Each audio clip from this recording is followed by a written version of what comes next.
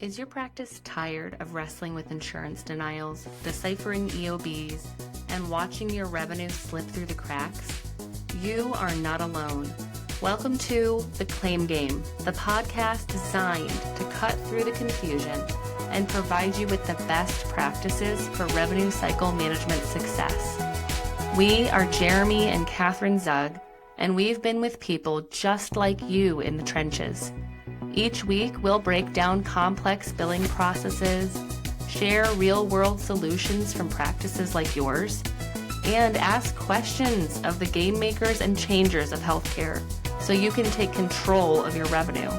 Let's turn those claim denials into deposits and help you return to focusing on patient care. It's time to win the claim game.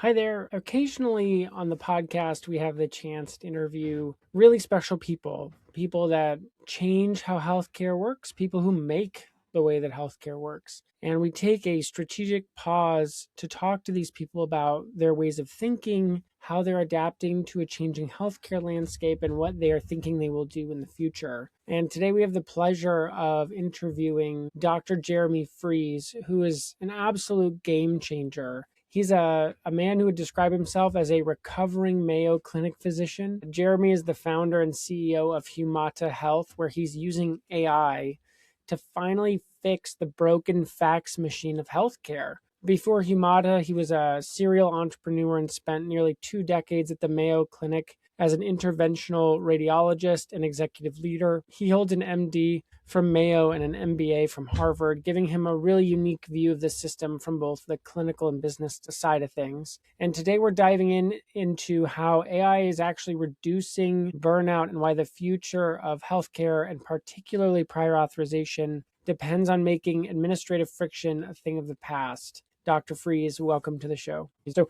tell us your background. How did you get involved in healthcare? Great to spend time with you, Jeremy.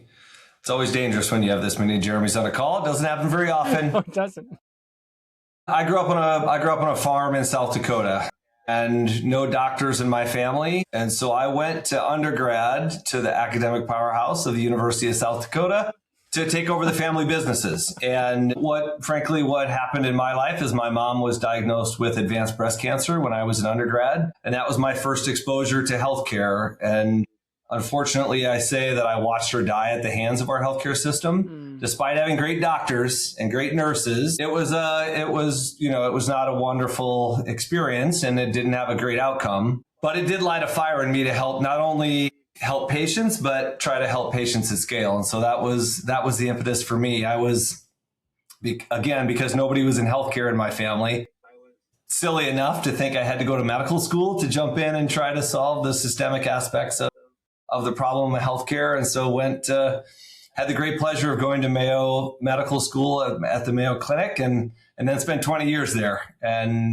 we can maybe get into some of that if you want to. But yeah, sort of my why story is the experience of watching my mom interface with the healthcare system. Wow. And frankly, not have a great experience either clinically or administratively. And that's why I've done everything that I've done in healthcare. Because were you a radiologist at Mayo? Is that right? I would describe myself as a recovering radiologist, interventional radiologist to be specific. And so I used x-rays to put needles in various parts of people's bodies, mainly to try to fix cardiovascular disease. But my thing that nobody really knows about is lymphatic surgery. And so there aren't very many of us around the world, but that's what Mayo is special at, turning ordinary people into super subspecialists so you can do great work. Yeah. So the experience with your mom, one, I'm really sorry about that. That sucks. And so was it that said, like, we got to fix the system here? So I'm old enough that when I went to medical school, there were not any MD, MBA programs. And so I tried to find something like that. But I knew that it was always this administrative side of healthcare that I wanted to spend time on. At that time, I thought that meant being a leader of a large health system like Mayo, or I grew up in South Dakota. So at the time it was called Sioux Valley. Now it's called Sanford. And then, as you get further on in your career and you get a couple of gray hairs, you understand that there are lots of different ways to try to do that. So that was, that's always been the game plan from day one. Okay. So talk about the evolution of Humata. right? Because it's been a little bit of a journey for you, right? At this point? Like everything sort of I'd say in the startup world, an overnight success after battling for 10 years. And so I've been on this prior auth journey for a decade across multiple different businesses. So I practiced at Mayo and helped run our radiology business. Half of all prior auths in the United States are imaging related. And so it became my department's problem to solve. On the administrative side, the other fact is literally I was an interventional radiologist and I was doing lymphatic procedures, of which, guess what? Every single one of those required a prior authorization. And so I would show up every morning and I'd have literally a stack of manila folders that Barb, my wonderful nurse, would say, okay, Dr. Friese, here's your phone calls you need to make for the day to, call everybody. And it was that experience on the provider side of trying to get my patients the care they deserved that has sort of led to this journey. That's crazy. So you would spend a good part of your day just doing that? The very first thing I would do every single day was deal with prior authorization. When I say I've been on this for 10, it's probably closer to 15 years. It really started, back in my administrative days at Mayo. And I'll tell you that it just became strikingly clear to me that the rules were changing enough. The process was laborious enough that it was not something that a human could solve. Okay. And even though we literally had warehouses of humans doing this work, and Barb was doing so much of this work, and I was doing so much of this work, one of the other hats that I wore is I ran what we called global business development. So it was my job to try to do partnerships with Apple and Google and other folks. And so it was sort of this combination of dealing with the problem and seeing how technology is changing the rest of the world and thinking this is the use case that we can and should solve in healthcare. And then at least my simple mind, you start with prior authorization, and that's one of the key challenges between providers and payers. And then you earn the right to do and try to solve a bunch of other things. And so we tried doing that during my Mayo days, and it just became clear that it was not just a Mayo problem; it was an industry problem, and that's what led me down this entrepreneurial path for the last decade. So 10 years ago, we didn't have AI, right?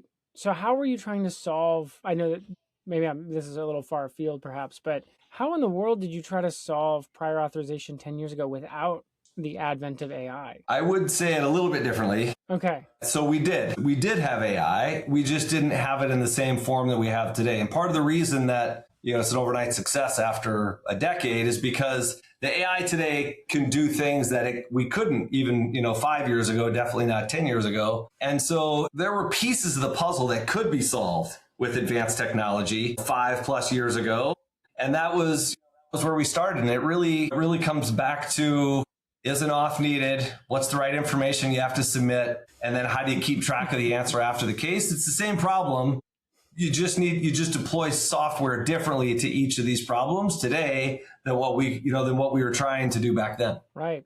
How did you know this was a technology problem, not a policy issue? Right? Because couldn't you theoretically solve prior authorizations with a policy change? So back then and today, I would say that my answer anyway is and. It is both a policy issue and a technology issue, and there are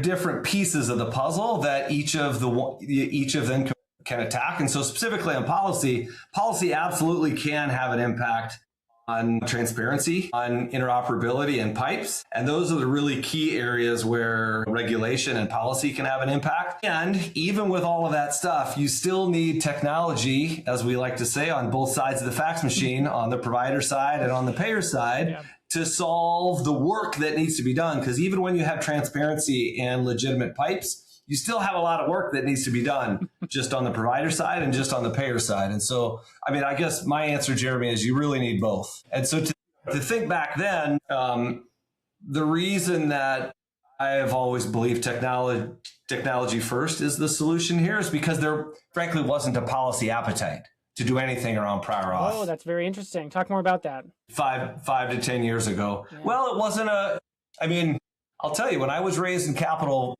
from investors my first go round, call it 8 years ago, I had to tell them what prior authorization was. Like it wasn't part of the vernacular in I'll call it the health tech world, or certainly, on the Hill in DC or in state legislatures. And so it just hadn't risen to the point of something that policy really cared about. Mm-hmm. And so, my thinking was that's not going to happen, at least not in the immediate term. And so what can we do to start moving the needle? And that was frankly I knew how to solve things with technology. I didn't know how to solve things with regulation. And so it just, I saw a nail, I just started hitting it, and I've been hitting it for a long time. What were some of the early successes that you had, 8 years ago, 10 years ago, trying to break through? Because you're trying, like you said, you're trying to solve issues on both sides of the fax machine, and providers don't trust payers, or big health systems have a adversarial relationship. So how were you able to bridge that really quickly 10 years ago? Well, I'll say one of the reasons that I jumped on prior auth as the first use case to try to tackle is because even then, and I think it was more true to say this back then and than it is today, this adversarial relationship, as you've described, maybe was even more pronounced, and there was less of an appetite to work together. Even at that time, when having a conversation with a very large national payer, CEO, and without him knowing anything about what I was up to, he started talking about how much they as a payer despise prior authorization. Yeah. And that to me was that they despise it for different reasons than we as providers despise it, but it is a major problem for them. And so this was, even back then, and that was a light bulb for me to say, there is some common ground here that we can start to do something. And I spend all day talking to both providers and payers. And what I can tell you is while there is still that adversarial relationship, there really is a mutual appetite to try to do something better around prior auth, because it is a national problem that needs to be solved. Yeah. What are some of the pain points that payers have with prior authorization, right? Because isn't the provider perspective that prior auth is just a means to delay care or deny payment? Right. So what would a payer say is their biggest issue with it? A payer would say it has to exist because we have huge variability in the delivery of care across the United States. And so we need to help. We, a payer, would say we're in the business of making sure that the right care is delivered according to our policies. But if it isn't appropriate care, then we're in the business of trying to help maintain costs from escalating too much. And so prior auth is a way to try to help them maintain those costs or control those costs. Their biggest pain is that it's huge. Just like it's a huge administrative problem to submit a prior auth, it is also a huge administrative problem and expensive problem for them to review them on the other side. And so they literally have armies of doctors and nurses and others that are dealing with the intake and then the decisioning of these auths. And it's predominantly done with humans. So the reason it takes 1 to 4 weeks to get a decision back from a plan is because they're having someone like me read through the 100 pages of clinical notes that my nurse Barb sent over. And that's just not something you can do instantly. So their biggest pain point, Jeremy, is they feel like it can't go away because it helps them curtail costs. And it's a huge administrative burden to get through all of the prior auths that come in and to be able to make efficient decisions. And turns out the doctors are expensive, whether you're working on the provider side or the payer side. And they also recognize that they have a member engagement and a PR problem around prior auth. And so taking a month to make a decision doesn't make them look very good. And that's when, that's frankly when legislators and others start to get involved because of all of this bad PR. Well, that's right. So I think one of the best stories I've ever heard about the necessity of prior authorization, whether we like it or not, I think it was, I'm going to get flamed on this, but it's either North or South Carolina. Did you remember this? Back from 2015, no. One of those states got rid of prior authorizations for some residential behavioral service. And the state had to roll that back because so much fraud entered the marketplace, or at least maybe not even fraud, but false statements. And they ran up something like a $200 million deficit because prior authorization does actually add value to everybody, right? So that's a good argument for prior authorization. That would be their side of the table on this particular topic. Yeah. I'm a doc. I can say there's the most vast majority of care that's delivered is appropriate and should just be slide right through the prior auth process without any problem. But I personally think there's a very, very minuscule amount of true fraud, but I do think there is a fair bit of waste, and there's a fair bit of care that we deliver as doctors that, may not be straight down the fairway as appropriate for patients. And so a payer would say, look, we just need to have some guardrails. Otherwise, our already expensive system is going to be even dramatically more expensive. Right. No, that makes total sense. So for a non-technical audience, right? Because you're like the doctor / technical guy, it seems like. How does this work? Like, this isn't just a chat bot that's going through and checking the boxes, right? I mean, you're building something pretty sophisticated. So can you explain how that works? In a nutshell, I would say we're a software company, not necessarily an AI company, that solves the problem of prior auth for providers. And what that means is you have to use a lot of different technologies to solve particular aspects of a prior auth. And when I think of the main sort of 4 buckets of a prior auth, is an auth needed? If the answer is yes, then you got to submit the right information. Once you've submitted it, you've got to keep track of what is the payer giving you for an answer, yes, no, or something in between. And then you got to continue to monitor it before care is delivered. And so what we do is, I like to say, we're in the business of yes. How do you get through those processes using a variety of technologies to submit the right clinical information so you get more yeses and you get them more efficiently? Yeah. So, sorry, let me walk through this again. So is an auth needed, yes or no? Yep. Would a provider just know that through experience? Would they check with the payer first? I mean, you're dealing with a lot of front-end problems already, even with that question, right? Yeah. So that in and of itself is like a whole company. Okay. And so, and frankly, a whole separate technology stack. And so to do that, you either use your own historical knowledge, or if you're a computer company, you use historical knowledge. And that's kind of the way most people do it is, when we go into most practices, they've got a binder that says for United Plan X, CPT code Y, yes, prior auth needed, or et cetera. So you can do this based on what you've done historically. Or you can try to proactively, when Dr. Friese says we're going to do 77450, you then go to the payer and say, do I need an auth for this particular member, for this particular plan and CPT code? And you could go to that payer by phone, you could go to them by a fax, or you could go to their portal. And,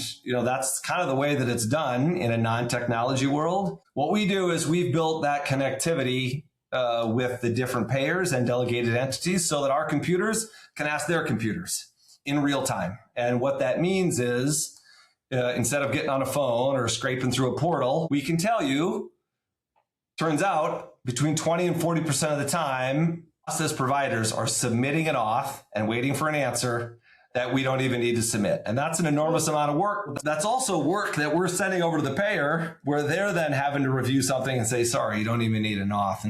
And then just the other, sort of dirty little secret of the problem is the answer of whether an auth is needed, yes or no, for this particular plan, for this particular CPT code changes all the time. Yeah, right. Exactly. Yeah. Yeah, as anybody in practice knows. And so using that historical information, you're setting yourself up for failure if you're using historical information rather than actually going to the plan and asking the question. Yeah, so how you guys can scrape that in real time so that when those changes get updated, when they're updated? Well, and I would say we don't even go by the updates.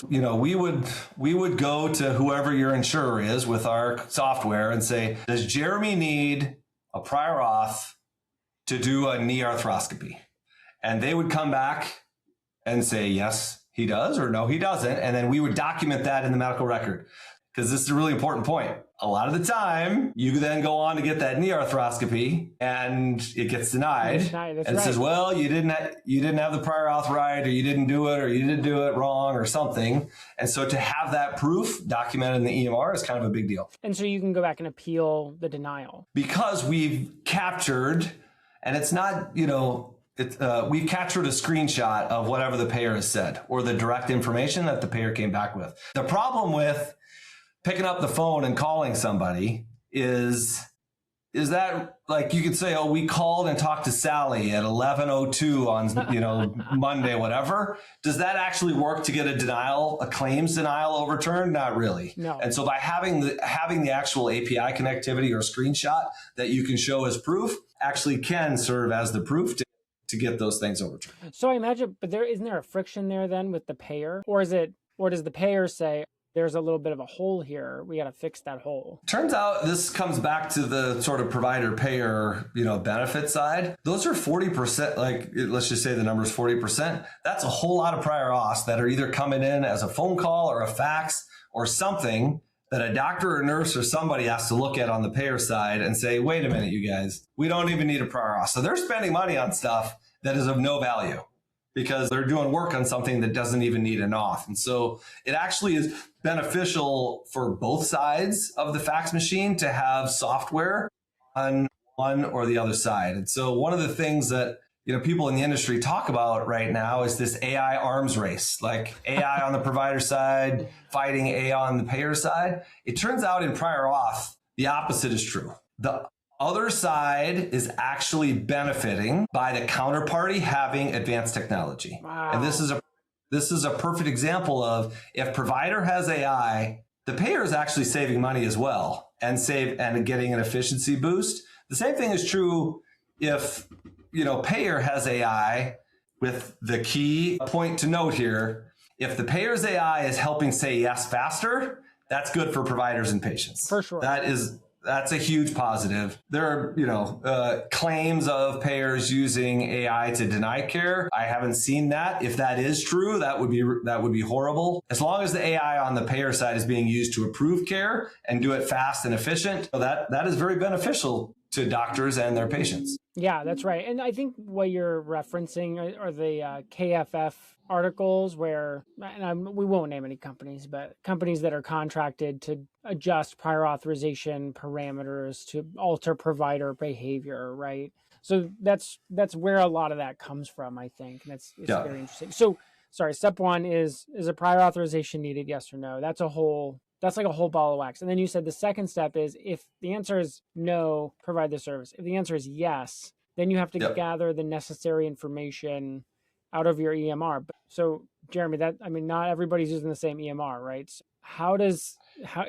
I can already feel the tense conversation from providers. How does your system gather that information out of every EMR given the disparity in language? Yeah, the answer is we don't do that for every EMR, and so.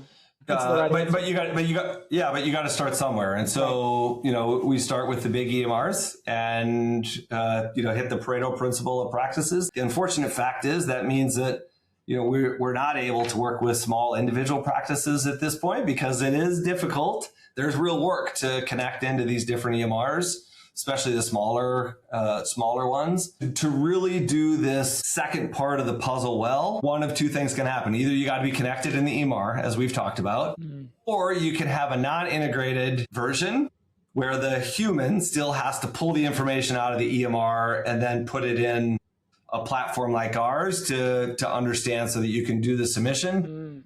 We're not doing that yet today, but I'm very excited to be moving in that direction so that we can service all of our brothers and sisters in smaller practices. And that will be available. It's just unfortunately not something that works today. And this also comes down to where we started earlier, where regulation can play a role. So by having common interoperability pipes and the regulation that say, EMR, you have to allow folks to be able to connect in a standard way, that will allow people like us to work with, smaller EMRs and smaller practices by being able to do that interoperability connectivity in a more standardized fashion. Yeah. So you're talking about releasing a version where there's still a human being needed with keystrokes, right? Because you can't. Yeah. Practice Solutions only works in 4 EHRs, right? Because unless you know the EHR really well, you can really screw things up. I imagine it's the same thing in prior authorization, or no? Yes. And each one of these, to solve prior auth, just like solving the claims problem, but especially it's a little bit different in prior auth in that we have to have access to usually a couple of years worth of actual clinical information, not just metadata. And so, my nurse would go into the EMR and pull not only my note, but also, the vascular surgeon's note and medical labs and imaging reports and all that stuff. So you got to not only have access to what is Jeremy's insurance and CPT code information, that stuff is pretty table stakes that you can do that through a structured fashion. But getting all of this clinical information, that's the tricky wiki. And frankly, that's what you got to be able to do if you're going to submit better auths. Wow. It's not just a matter of saying name, birth date, stuff. Like, you've got to do all of this clinical stuff. I mean, frankly, that's the hard work of submitting a good auth that historically, and for most people today, that's done by Barb or, someone like Barb. And increasingly, if you look forward, if I get my way, that will exclusively be done by a computer because they can do it faster, cheaper, so that Barb can go be the wonderful nurse that she should be. Yeah, that's awesome. I mean, because what you're talking about is enormously complicated. I mean, it's very, very long for sure. This episode is brought to you by Jane, a practice management software and EMR built to support you in the day-to-day work of running your practice. If you're a health or wellness practitioner, you already know the care you provide starts well before your client arrives and extends far beyond the treatment room. Jane is there to support you in every part of that experience. With online booking, your clients can book at a time that works for them. And with features like notifications, they'll even be able to grab last-minute openings when they pop up. It's an easy way to keep your schedule full while getting your clients the care they need. During your appointment, Jane's AI-powered documentation feature can help you thoughtfully take notes so you can stay present with the person in front of you. And after appointments, you can end your time together on a healing note, not a transactional one, by charging the card on file. To learn more about how Jane can support you and your clients, head to jane.app/demo. And one last thing, if you're ready to get started with Jane, you can use my code in the show notes for a 1-month grace period on your new account. So, prior auth, yes or no? If yes, we got to get a bunch of information to tell the payer that this service is actually needed. What was the third step you said was needed? So you've now submitted it to Blue Cross of whatever. Yeah, right. And then Blue Cross of whatever says, we'll get right back to you. And what that means is they'll get back to you anywhere from 1 to 28 days from now. Ooh. And so what that means for Barb is she is constantly like, okay, when can I schedule this patient for surgery? Some people say I'm not going to schedule. Some people say I'm going to schedule it for next Tuesday, just hoping that they give me an answer. And then she's picking up the phone or she's going to a portal and saying, okay, Blue Cross, have you made a decision? Okay, have you made a decision? Okay, have you made a decision? And you have no visibility about when that decision is coming. What we do in that scenario is 6 times a day through our interoperability network, ping Blue Cross or whatever and say, have you made a decision? Have you made a decision? Have you made a decision? And then we take that answer and put it directly back in the EMR. So no longer does Barb need to keep checking up on that. It's what we call prior auth statusing. And by doing that status with a computer, it frees her up from a lot of work that she was otherwise doing. And if the answer is yes, we have an answer, and yes, you're approved, that goes directly into your EMR and it falls off the prior authorization work list. So you never have to think about it again. You're now just going to go deliver care. And you're not doing any of this silliness going back and forth. Okay, so then that leads to so you're pinging the payer 6 times, and is this like there's an AI agent doing all of this? Right? It's an agent, essentially. Yeah. Well, so again, it's a bunch of different kinds of technology depending on how the payer is set up, but let's just call it an agent for ease's sake. Yeah. Okay. So then the last step of the process is you have to make sure that either the prior authorization doesn't expire, right, or that it has to get updated, right? So we call this post-authorization monitoring. And what that means is I've scheduled surgery for 30 days from now. I've got a window of these 30 days to do the surgery. And turns out life changes in 30 days. And so maybe it's at the beginning of the year and they've gotten a new insurance. Or maybe I am no longer practicing at this ASC and instead I'm going to do the surgery at the hospital. Or like a lot of different things can change. Site of service, Or maybe I've said, you know what, I'm also going to do, I was going to do just a CT head, but now I'm going to do a CT head and neck. Or like there are a lot of different examples of things that can change from the time you do the order and get the auth until the time care is delivered. And so we continually keep track of that. Wow. And what that means is if I've changed my mind and I've now moved it on the schedule over to the ASC or I've done something else, that if that information doesn't jive with the information that we got an approved prior auth for, we'll say, okay, Barb, something has changed. You now need to go back and either resubmit the auth or, in some way communicate with the payer to say we're doing something different because, oh, by the way, if you go and do surgery at a different site or for a different CPT code, you're going to get denied on the back end. Dang. Even though you had a prior auth for CPT 44994, if you do 44995, you're going to get denied. Doesn't matter that it's off slightly. Right. Or maybe you ran out of the window. It got delayed a week because the patient decided, I don't want to do it during Christmas. I'm going to do it the next week. Right. Sorry, you're going to get denied. And those are dollars that you now have just lost. Yeah. And that happens in every industry. And I think that's where all the frustration comes from. So here's maybe a little bit of a itchy question, right? And I think everybody's dealing with this right now, where you have this really novel solution. You must have been very excited when AI came on the scene. I'm sure you were moving really quickly with all that stuff. What keeps Humata sticky in the market, right? What's to prevent somebody else from doing something similar or one of the EMRs doing it? I'm really glad that we've transitioned from a time when I had to educate investors that this was a problem to solve and to give me money to go solve, to now we're in a world where everybody knows what prior auth is and every investor on the planet is throwing money at some little startup to try to solve the problem. So there's a gazillion of us out there trying to tackle this. Okay. So that is the reality. I think it's a wonderful thing, frankly. I like to say that Coke needs Pepsi. Coke continues to get better because Pepsi is nipping at its heels. That's awesome. And so the way we're gonna solve this problem at scale is no one company is going to do it. It's going to take a whole bunch of us that are doing it. We've got a massive head start on people, and I think we're pretty good at it. I think there are a bunch of other folks that are also tackling it. And just as you said, both big companies as well as EMRs and others. Part of the reason I think earn the right to win is, number one, we're one of the only companies, maybe the only company, that truly is only focused on prior auth. And I think it's a big enough problem and enough of a difficult problem that, we're not also trying to do claims or payment integrity or, a bunch of scheduling or a bunch of other stuff. Turns out prior auth is hard enough to just focus on that. And we're also, I would say, the only company that thinks if you're really going to solve this for patients, you need to streamline the provider side and the payer side. And we're the only ones that say, we just really want to solve this for patients. And that means we're going to help service providers and payers only in prior authorization and nothing else. And so, there's a bunch of other folks that are coming to tackle it. I welcome that. That's good for the industry. That's good for patients. And we're just, we're going to keep running after it with everything we can. No, I think you definitely do have a head start on it. I mean, I think that's why, like for us, you guys would be considered a game changer, right? Because you are very focused. You've been here for a long time.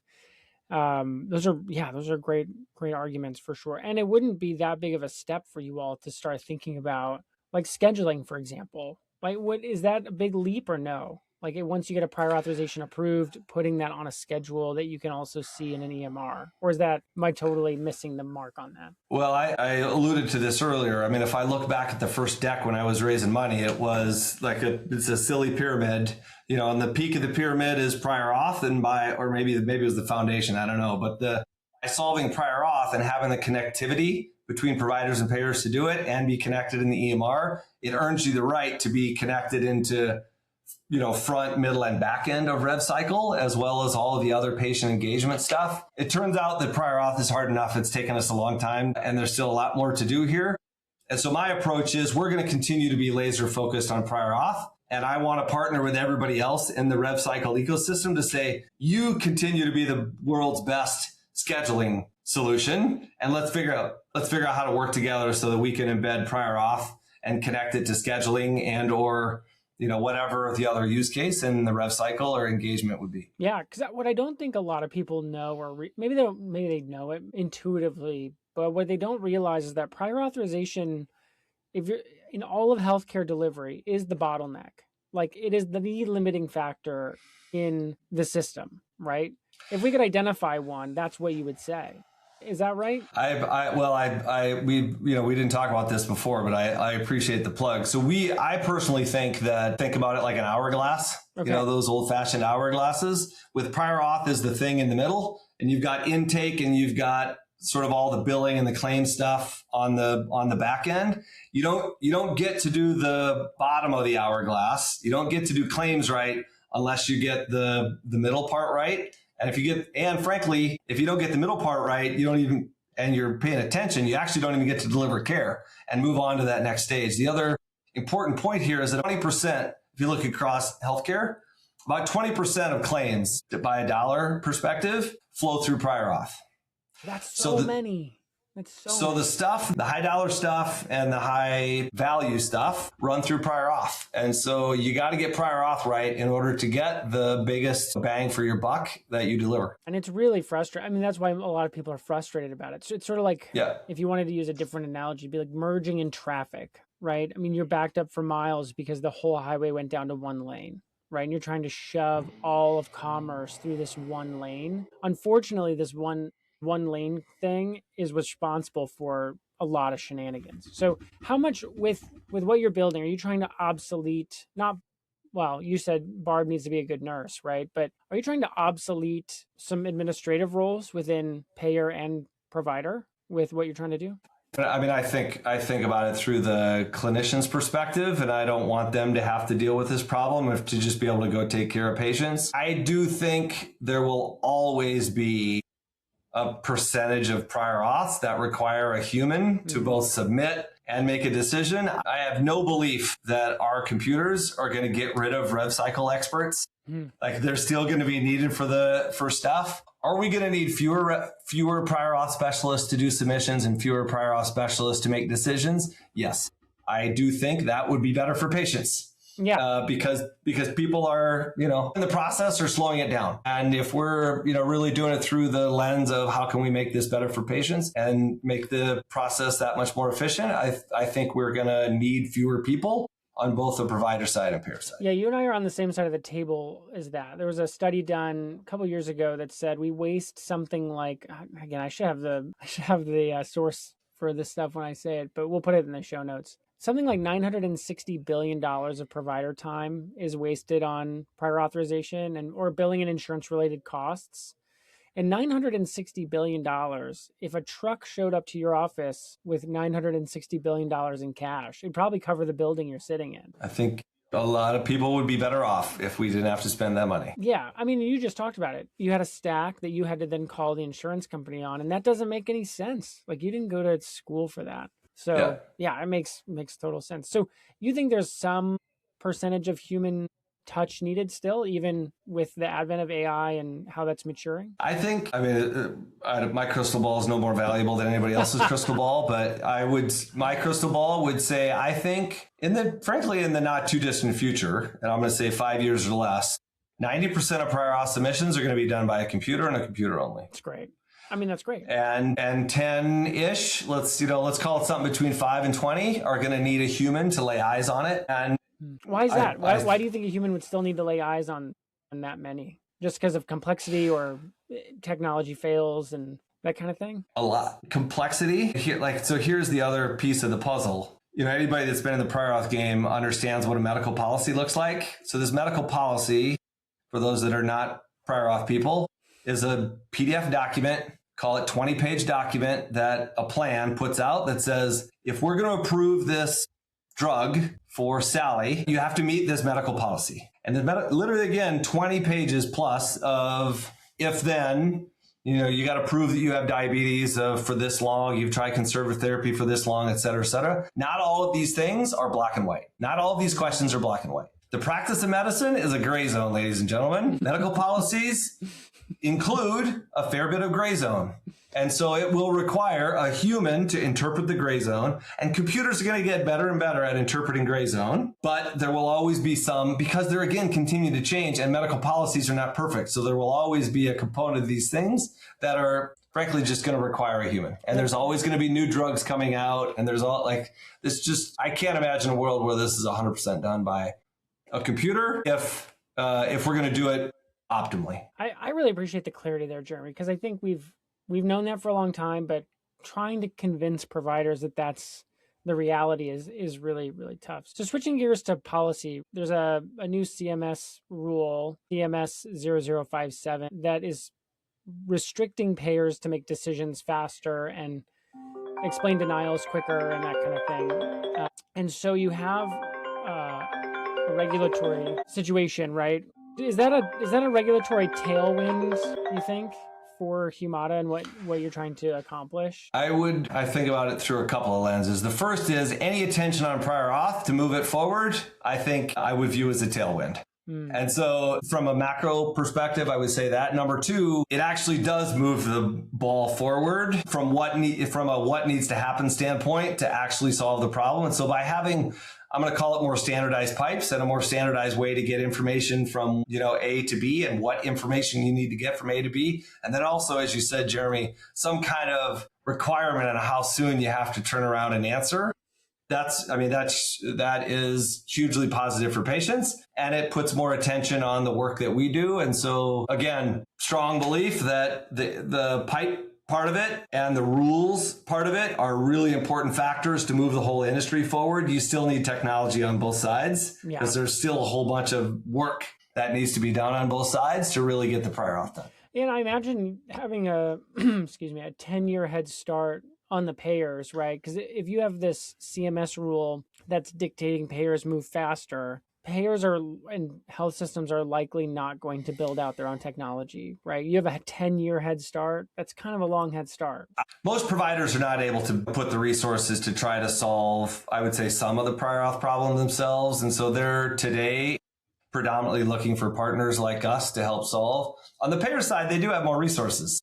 And so many of the larger ones are throwing resources at it to try to solve some of it themselves. My answer to both sides is you should have both a partner, and some things you got to try to build yourself to really understand how hard it is. And maybe some things you can tackle. Maybe there are pieces of this puzzle you can tackle yourself. At the end of the day, it is a pretty specialized, difficult thing to solve, and believe that both providers and payers are going to be better off choosing a partner, whether it's us or somebody else, as we get the industry move forward. Oh, 1,000%. Yeah. Are there industries that you're looking to work with first, or are you broad sweeping all healthcare verticals, any payer, any health system, any vertical? We focus today on large health systems are our customers today, and we help them submit prior auths across every CPT code to every payer in the country. And excited to start to move throughout the provider landscape so that we can, again, help solve this problem for both doctors and nurses, but also, a patient, whether they go see a small rural provider in South Dakota or if, they go to a big health system in a big city. Holy smokes. And you said half of the prior authorizations are radiology based or imaging? Ballpark. Wow. Yeah, ballpark or imaging related. Yeah. Wow, that's wild. Well, this has been really, really helpful. I appreciate all the clarity in what you all are doing. If you could give one piece of advice to a large health system or a large provider group struggling with prior authorization, what would you tell them? Two things. Number one, it is a solvable problem. So, start to understand the landscape, and there will very soon, there already is, but I would say even more so very soon, be a very significant financial difference between the haves and the have-nots, the ones that have deployed software and AI and the ones that have not. This is one use case where there's a very clear ROI. And there are very clear dollars and cents tied to doing prior auth. And yes, I'm in this to help improve it for patients, but I'm also in it to help CFOs and make your bottom line better. And so number one, you just got to start looking. And, of course, we'd love to be in that mix and think we're the best out there, but you got to start looking. And then the other piece of the puzzle is there's also a change management component to solving the problem. And just because you've done it this way for literally the last 3 decades, you're going to have to do some things internally a little bit different than the way you have. You can't just say, here, now software, go solve this. And so we pride ourselves in helping groups work through that together. But it really is understand your process and how it works today, and then just start the process of talking to people like us to see what's available and what are savings that we could start to generate. And usually once people do that, they say this is a must-have, not nice to have pretty quickly. Oh, that's great. Well, how do people follow along or get more of what you all are doing in their lives? We work really hard to keep our website full of interesting content, whether you're a customer or not a customer, but try to put, thought-provoking leadership kind of pieces out there for folks to understand about regulation, understand about where technology is going, how it fits in on the provider and payer side. So humatahealth.com would be a great resource for folks to get started. That's awesome. Well, thank you, Jeremy, for being here. We really appreciate it. And we look forward to following along too and seeing how things develop. Appreciate it, everybody. Thanks, Jeremy. Great spending time with you. Yeah, same. If you enjoyed today's episode of The Claim Game, please take a moment to leave us a rating and review wherever you listen to your podcasts. It really helps new listeners to find us. Make sure you never miss an episode by subscribing to The Claim Game on your favorite podcast app. Your feedback means so much to us. We want to provide valuable education about revenue cycle management. So if there's something we didn't cover in our topic that was a burning question for you, please let us know so we can try to get you the information you desire. You can find the links to all resources we mentioned in this episode in the show notes. And if you want to dive deeper into our resources, we have two places you can do that. First, you can go to our blog at practicesol.com/blog, where we have 8 years of educational blogs. If you want to learn more about what Practice Solutions does, reach out. We'd love to hear from you. Just go to practicesol.com to learn more and to connect with one of our awesome people on our team. Thanks for listening. We are Jeremy and Catherine Zug, and this is The Claim Game. See you at the game table next time.